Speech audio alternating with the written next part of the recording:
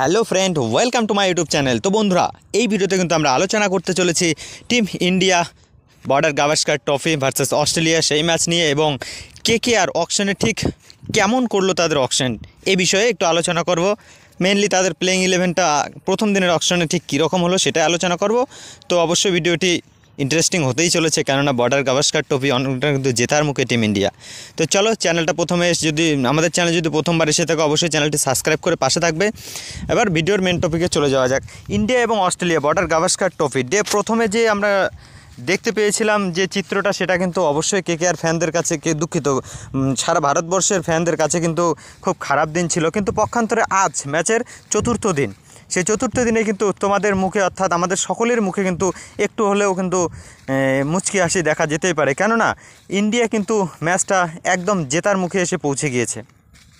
অর্থাৎ তোমার ম্যাচ 407 দ্বিতীয় ইনিংসে ইন্ডিয়া 487 রান করে কিন্তু ম্যাচ ডিক্লেয়ার দিয়ে দেয়, যার ফলে কিন্তু তাদের লক্ষ্য কিন্তু অনেকটা বেড়ে দাঁড়ায় অস্ট্রেলিয়ার।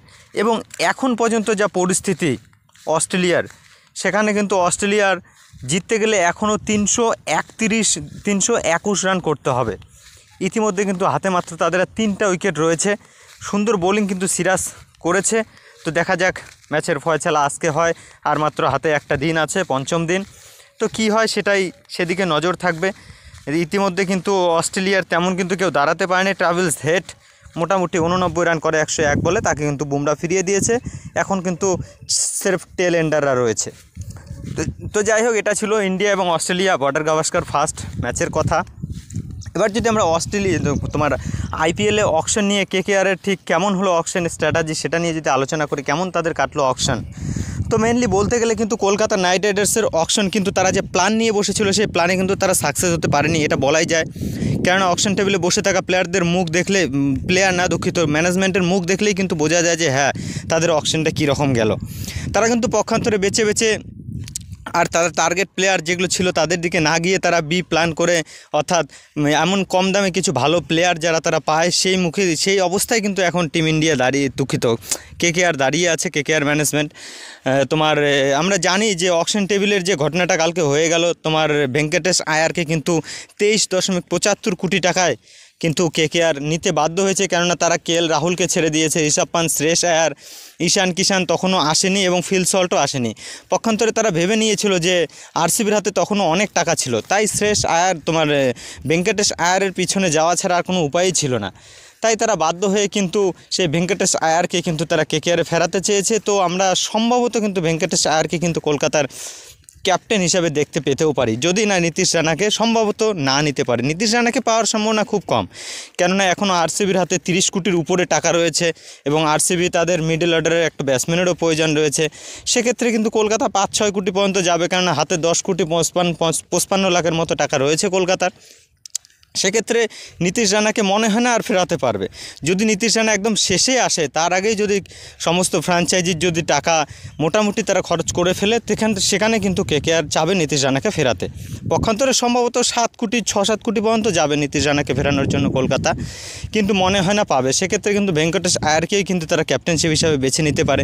তো মেইনলি যদি তাদের আমরা প্লেইং 11 নিয়ে কলকাতার কথা বলি, মোটামুটি কিন্তু শর্টেলড রয়ে গেছে। কেকেআর কিন্তু অনেকটা চেয়েছে তাদের পুরনো টিম থেকে প্লেয়ার ফেরাতে, সেক্ষেত্রে সক্ষম হয়েছে।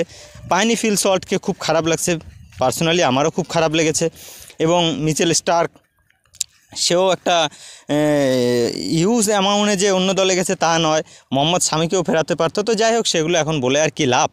তো আমরা যদি প্লেইং 11-এর দিকে নজর রাখি, মোটামুটি কুইন্টন ডিকককে ফেরাতে পেরেছে ফিল সল্টের জায়গায়। সেক্ষেত্রে কুইন্টন ডিককও কিন্তু খারাপ অপশান না। ইডেনের পিছে কুইন্টন ডিককও কিন্তু ইফেক্টিভ হতে পারে। সেক্ষেত্রে অবশ্যই first choice wicket keeper Quinton ডিককই হবে, সঙ্গে সুনীল নারিন, দুটো লেফট হ্যান্ড হচ্ছে। তো পক্ষান্তরে দেখা যাক, তারা কিন্তু গুরবাজকেও খেলাতে পারে।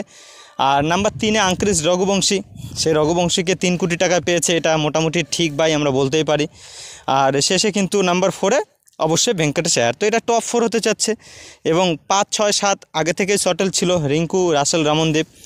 8-এ কিন্তু তারা হর্ষিত রানাকে খেলাবে।